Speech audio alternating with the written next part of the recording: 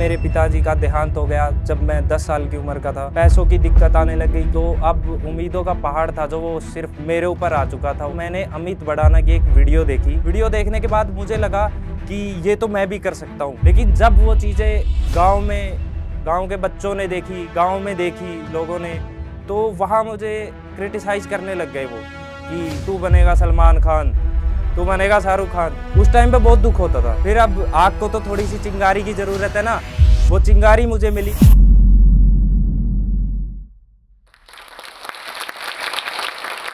मेरे 0 से 4 मिलियन के सफ़र में मेरी जो मास्टर की रही है वो रहा है मेरा पेशेंस। अगर आप अपने पेशेंस से हार गए तो आप अपनी ज़िंदगी की लड़ाई हार गए।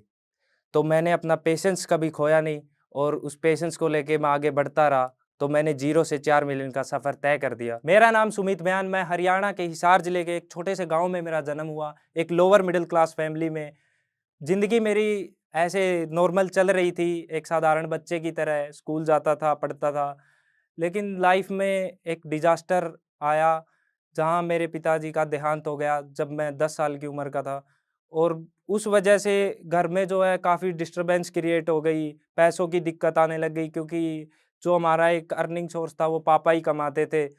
तो सारा लोड जो था वो मम्मी और बड़े भाई के ऊपर आ गया। फिर बड़े भाई ने अपनी पढ़ाई छोड़ के बड़ा भाई खेती करने लग गया और मम्मी जो थी वो 5,000 रुपए की ऐसी नौकरी करने लग गई। तो वहीं से हमारी जो स्कूल की फ़ीस थी वो जाती थी। हम 4 भाई-बहन हैं, तो हम चारों एक जब पापा थे तो इंग्लिश मीडियम स्कूल में पढ़ते थे। लेकिन जब पापा का देहांत हो गया तो अब घर की सिचुएशन ऐसी नहीं थी कि उस महँगे स्कूल की फ़ीस हम दे पाएँ। तो मम्मी ने एक डिसीज़न लिया कि मैं थोड़ा पढ़ाई में अच्छा था, तो मुझे उसी स्कूल में रखा और बाकी सबको उस स्कूल से हटा के किसी नॉर्मल स्कूल में कम फ़ीस वाले में भेज दिया। घरवालों की उम्मीदों से बड़ा कुछ नहीं होता, तो वो पूरा बर्डन मेरे ऊपर आ चुका था। तो उन उम्मीदों को लेकर मैं अच्छे से पढ़ा-लिखा, 10th मैंने अच्छे से की, 12th की। जब 12th का मेरा मतलब एंड चल रहा था, जब एग्ज़ाम हुए, तो उस टाइम पे आया जियो, जिसकी वजह से मैंने यूट्यूब देखना चालू किया। यूट्यूब मैं पहले भी देखता था, वो स्क्रैच कूपन स्क्रैच करके, रिचार्ज करके इंटरनेट का छोटे-छोटे फ़ोनों में यूट्यूब देखता था। लेकिन उस टाइम पे मुझे फ्री इंटरनेट मिला। तो मैंने घरवालों से बोल के एक 5G फ़ोन लिया 6,000 रुपए का, और उस 6,000 के फ़ोन में मैंने जब यूट्यूब देखना चालू किया तो मैंने अमित भड़ाना की एक वीडियो देखी, जो स्टार्टिंग फ़ेज़ था उनका, वो वायरल होना शुरू हुए थे, उस टाइम मैंने उनकी वीडियो देखी। वीडियो देखने के बाद मुझे लगा कि ये तो मैं भी कर सकता हूँ। मतलब ऐसे वीडियो बनाना, एडिटिंग करना, क्योंकि मेरा जो टेक की चीज़ें होती हैं उनमें कुछ ज़्यादा इंटरेस्ट था। फ़ोन चलाना, फ़ोन में ऐसी एडिटिंग एप्लीकेशंस चलाना, तो उसमें मेरा इंटरेस्ट होता था। तो जब मैंने अमित भड़ाना की वीडियो देखी तो मुझे लगा हाँ, ये मैं भी कर सकता हूँ। तो मेरे साथ में एक लड़का रहता था, मेरी बुआ का छोटा-सा, तो मैंने उसको बोला हम ऐसे-ऐसे एक वीडियो बनाते हैं, मतलब जैसे किसी का देहांत हो गया, मतलब उसी टाइप से उसके ऊपर हमने, बच्चे होते थे कुछ पता नहीं होता था, तो उसी के ऊपर कॉमेडी क्रिएट करके हमने वीडियो बना दी। वो वीडियो एडिट करके मैंने यूट्यूब पे डाल दी और यूट्यूब पे डालने के बाद मैंने घरवालों को दिखाई सबसे पहले। तो घरवालों के चेहरे पे स्माइल आई अपने बच्चे को, मतलब देख के। तो उनकी स्माइल देख के मुझे लगा कि हाँ, मैंने कहीं न कहीं कुछ अच्छा काम किया है, तभी घरवाले हँस रहे हैं मेरी कॉमेडी पे। तो वहाँ से मेरे को लगा कि हाँ, अब मुझे कंटिन्यू करना चाहिए, मुझे करनी चाहिए। मैं ऐसे-ऐसे वीडियो बनाता गया। मैं कभी वीडियो में नहीं आता था उस टाइम। मैं सिर्फ़ कैमरे के पीछे रहता था। उस लड़के की वीडियो शूट करता था और एडिट करता था, फिर पोस्ट कर देता था। तो ऐसे करते-करते मैं उसको कंटिन्यू करता गया। लेकिन जब वो चीज़ें गाँव के बच्चों ने देखी, गाँव में देखी लोगों ने, तो वहाँ मुझे क्रिटिसाइज़ करने लग गए वो कि तू बनेगा सलमान खान, तू बनेगा शाहरुख खान और सुपरस्टार, क्या हाल है तेरे? कुछ ऐसे शब्द मेरे को बोले जाते थे। उस टाइम पे बहुत दुःख होता था।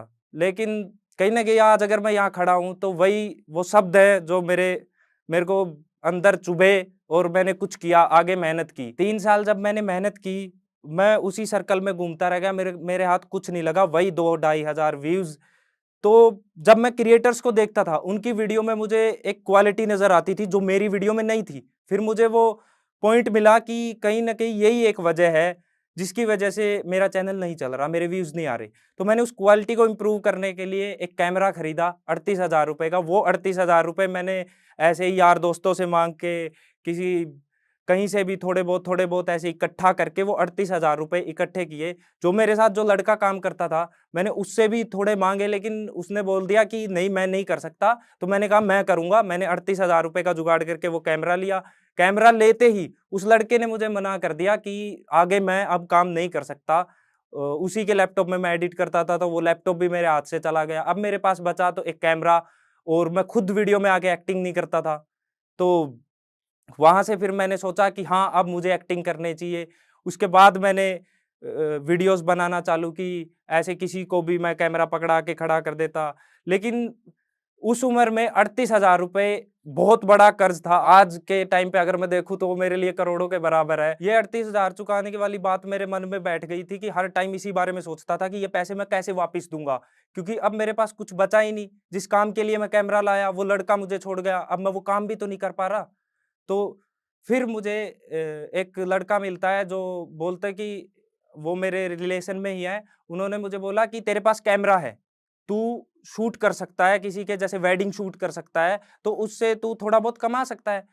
तो मैं फिर ऐसे ही सामान लेके आया कैमरे का थोड़ा बहुत, और जो वेडिंग के शूट के लिए चाहिए। तो पहली बार फिर मैंने वेडिंग शूट किया, जिसके मुझे 1 दिन के 5,000 रुपए मिले। और जब वो 5,000 रुपए ऐसे हाथ पे रखे मेरे, तो अंदर से इतनी खुशी हुई कि हाँ, मैंने आज कुछ तो कमाया। कुछ कमाया मतलब वो एक अलग ही खुशी थी कि हाँ, इन पैसों से मैं 5,000 रुपए तो 38 में से चुका पाऊँगा कम से कम। उसके बाद मैंने वो वेडिंग शूट जो थे, एक अर्निंग सोर्स मेरा बन गया था, तो उनको मैंने कंटिन्यू कर दिया। तो वहाँ से मैं अर्न करता था थोड़ा बहुत 2,000, 5,000 ऐसे कर के मैंने वो 38,000 रुपए सबसे पहले चुकाए, और फिर मुझे लगा कि यहाँ मेरा एक अर्निंग सोर्स बन गया है ये। अब यहाँ से मैं पैसे कमाऊँगा और यूट्यूब पे मैं पैसा लगाऊँगा। तो मेनली मुझे करना यूट्यूब ही था। लेकिन घरवालों की एक थिंकिंग थी मेरे को लेकर कहीं न कहीं कि ये अच्छा पढ़ता है, तो ये ऐसे अपनी लाइन चेंज क्यों कर रहा है? घरवालों की भी नहीं, रिश्तेदारों की भी यही थिंकिंग थी। तो वो भी मुझे आके बोलते थे, "तू अच्छा पढ़ता है, तो तू सरकारी नौकरी की तैयारी क्यों नहीं कर रहा? क्यों अपनी डायरेक्शन से तू भटक क्यों रहा है?" और मुझे ये भी बोला जाता था, "अच्छा, तू बनेगा सलमान खान, अरे बहुत आए हैं तेरे जिसे चले गए, कुछ ना हुआ उनका। चल।" एक ने तो मेरे को ये भी बोला था, मेरे वो बड़े भाई लगते हैं, उसने बोला था कि चल तेरे को मैं 3 साल देता हूँ, अगर तू कुछ कर पाया इसमें तो ठीक है, वरना तू हमारे हिसाब से जिएगा, हमारे हिसाब से काम करेगा। मैंने इसी बीच में यूपीएससी की भी तैयारी की थी, एयर फोर्स की भी तैयारी की थी। जब मैं तैयारी कर रहा था, तो मेरे दिमाग में आया कि 12th बेस पे मैं क्या क्या नौकरी कर लूँगा 25 से 30 हज़ार रुपए की। वो तो मैं यहाँ फ़ोटोग्राफ़ी वेडिंग में भी कमा रहा हूँ 25-30 हज़ार रुपए। तो अगर मैं यूट्यूब पे ना कर पाया तो वेडिंग में भी कमा लूँगा ये तो मैं। तो मैंने सोचा कि मैं यूट्यूब पे ही जाता हूँ, यहाँ से पैसे कमा के यहाँ लगाता हूँ। उसके बाद अब मैं कॉलेज की फीस भी खुद देता था, और यूट्यूब के शूट्स पे जो पैसा लगाता था, वो भी मैं खुद लगाता था। मैंने उस दिन ठान लिया था कि आज से मैं घरवालों से एक पैसा भी नहीं लूँगा। फिर अब आग को तो थोड़ी-सी चिंगारी की ज़रूरत है ना, वो चिंगारी मुझे मिली, मुझे मिले लोकेश भैया, और लोकेश भैया के थ्रू मैं बहादुरगढ़ पहुँचा। जैसे ही मैं बहादुरगढ़ पहुँचा तो मेरे सामने जिनको मैं यूट्यूब पे देखता था वो क्रिएटर्स ऐसे सामने बैठे थे, उनको देख के लगा कि हाँ, यहाँ मैं कुछ कर सकता हूँ। तो फिर वहाँ जब मैं पहुँच गया, सबने मेरा काम भी देखा, मेरी एडिटिंग देखी, मेरा शूट करने का तरीका देखा, तो उन्होंने मुझे ऑप्शन दिया कि तू हमारे साथ काम कर सकता है। जैसे तू हमारी वीडियोज़ एडिट कर, शूट कर, हम तुझे एक सैलरी पे करेंगे, या फिर तेरे पास दूसरा ऑप्शन ये है कि तू अपना चैनल खुद का बना ले, और उसमें हम तुझे कुछ पे नहीं करेंगे, लेकिन तू हमारी वीडियोज़ में आ जा, उससे तेरी फेस वैल्यू बनेगी और तेरा चैनल भी ग्रो करना स्टार्ट कर देगा। तो अब मुझे तो एक एट द एंड एक कंटेंट क्रिएटर ही बनना था, मुझे एडिटर बन के नहीं रहना था, और वो एक मन में चीज़ थी कि मैं जॉब नहीं करूँगा, मुझे जो करना है खुद का करना है।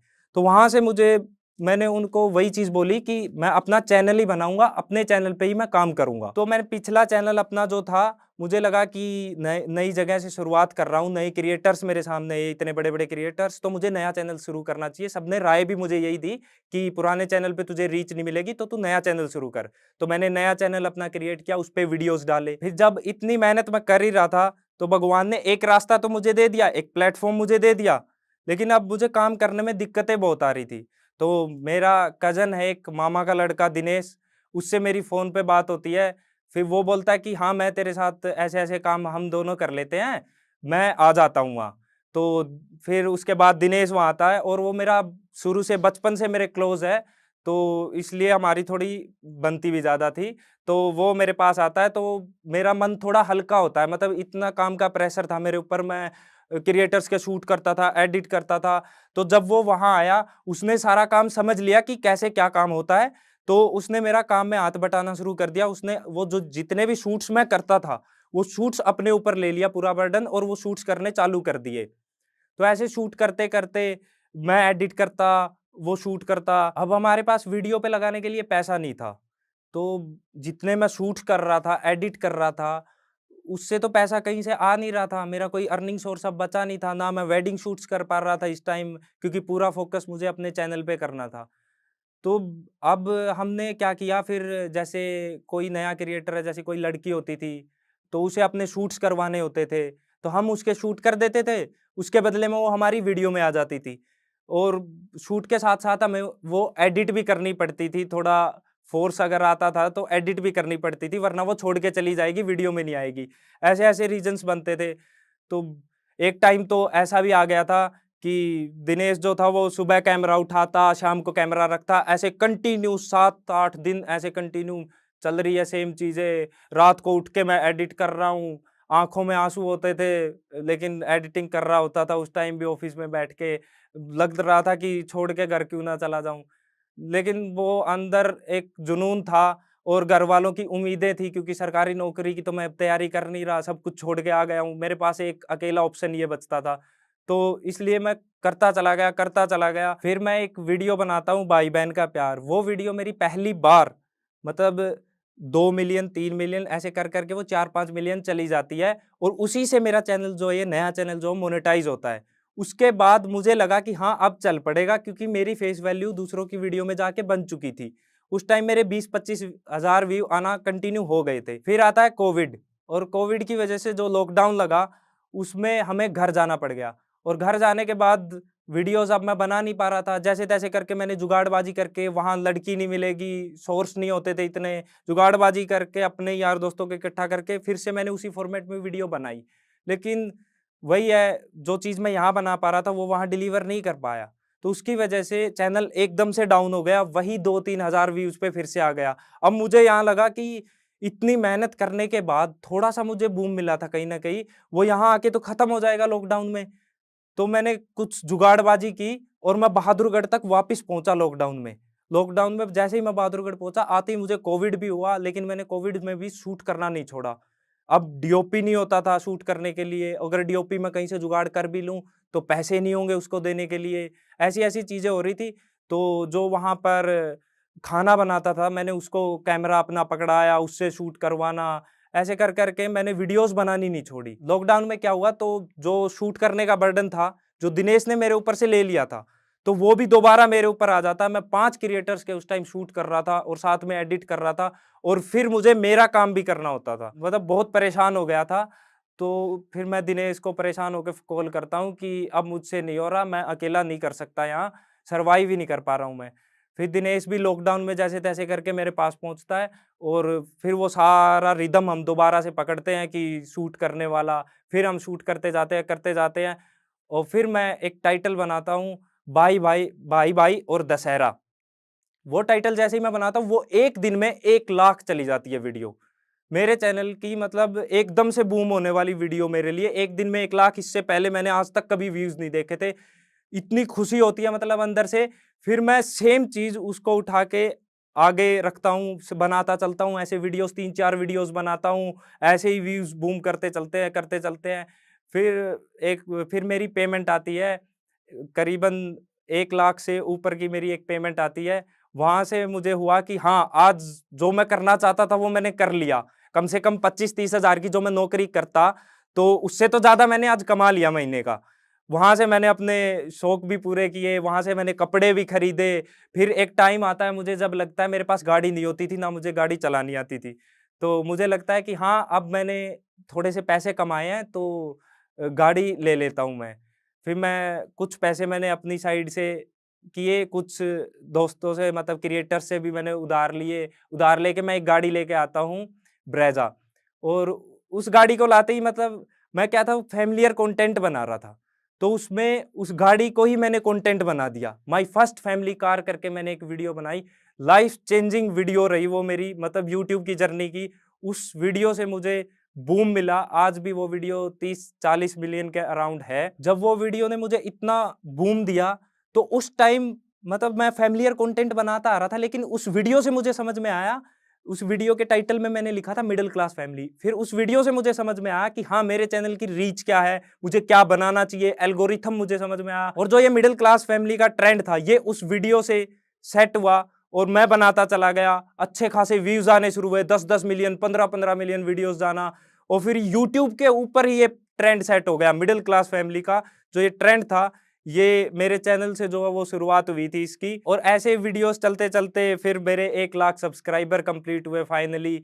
वो खुशी मुझे मिली जो मैं इतने सालों से सपना देखता हुआ आ रहा था, वो आज मैंने पूरा कर लिया। एक सिल्वर बटन जो मेरा सपना था कि कभी यूट्यूब की तरफ से मुझे भी आए, वो मतलब एक इमोशन था मेरे लिए। वो जब मेरे हाथों में था, मैंने उसमें एक शीशा होता है, उसमें ऐसे देख के मैंने और दिनेश ने यूँ एक फोटो क्लिक भी की थी। वो एक अलग तरीके की, मतलब अलग ही फीलिंग थी, वो मैं एक्सप्रेस भी नहीं कर सकता अपने शब्दों से। तो फिर उसके बाद जैसे ही मैं कंटिन्यू वीडियोस बनाता गया, ट्रेंडिंग पे मेरी वीडियोस आती गई। और कुछ टाइटल ऐसे भी होते थे जो मैं अंदर सोचता था, लेकिन मेरे से पहले क्रिएटर्स बना जाते थे, फिर मैं उनको थोड़ा ट्विस्ट करके बनाता था। तो वही टाइटल मेरे ट्रेंडिंग 1 पे भी रहे हैं, मेरी काफ़ी वीडियोस ट्रेंडिंग 1 पे आई है, और आज तक कंटिन्यू ट्रेंडिंग पे मेरी वीडियोस आती रहती हैं। और फिर फाइनली एक दिन आता है जिस दिन मेरे 1 मिलियन सब्सक्राइबर्स कंप्लीट होते हैं। मतलब वो सपना जो मतलब एक 16-17 साल के बच्चे ने देखा था, वो आज उसके आँखों के सामने पूरा हो रहा है। और फिर आता है मेरा गोल्ड प्ले बटन की भी एक अलग ही खुशी थी। मतलब मैं वही बात है कि शब्दों में अपनी चीज़ें बता नहीं सकता। अब मैं एक अलग फीलिंग थी, फ़ोटोज़ खिंचवा रहा हूँ, सबको दिखा रहा हूँ कि हाँ, फाइनली मैंने वो अचीव कर लिया। जो लोग मुझे बोलते थे कि तुझे 3 साल देते हैं, मैंने कहा लो 3 साल, 4 साल में मैंने वो चीज़ें करके दिखाई है। घर वालों को भी काफ़ी खुशी हुई। हमारे घर में 2 व्हीलर कभी बाइक नहीं होती थी, आज 4 व्हीलर मैंने लाके खड़ी कर दी। तो घर वालों की उम्मीदें भी कहीं न कहीं मैंने पूरी कर ही दी। ऐसे ही मेरी जर्नी चलती रही, और फिर जैसे-जैसे मैं आगे बढ़ता रहा, आज मेरे 4 मिलियन सब्सक्राइबर हैं। और जब आज मैं पीछे मुड़ के देखता हूँ, तो कभी मेरे लिए वो 38,000 रुपए का कैमरा लेना कितना मुश्किल था।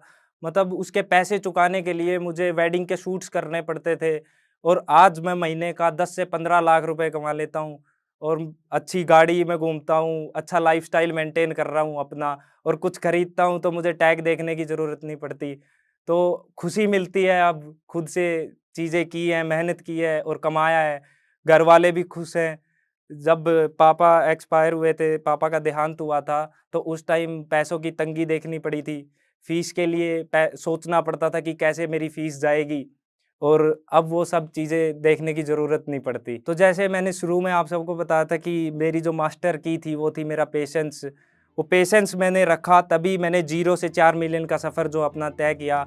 वो क्या है ना, मुसीबतें बहुत आती है लाइफ में, और मुसीबतें जो है ना, वो रुई से भरे हुए एक थैले की तरह होती है, जिसको हम अगर देखते रहेंगे ना तो वो बहुत भारी लगता है, लेकिन अगर उसे उठा लेंगे ना तो वो बहुत हल्का है।